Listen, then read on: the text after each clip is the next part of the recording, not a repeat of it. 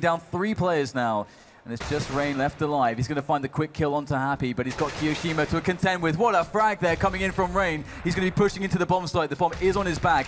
He's got the smoke for cover, so he can make the approach to the bomb site. And he does have some time as well. He's going to try to get the frag onto the flanking player. The game sense from this man is unreal. There's still 2 more players to find though. Rain, he's going to get another one, and BK goes down. He's created a one-on-one. He's got so much time to use as well. He's going to make his way back towards the middle position.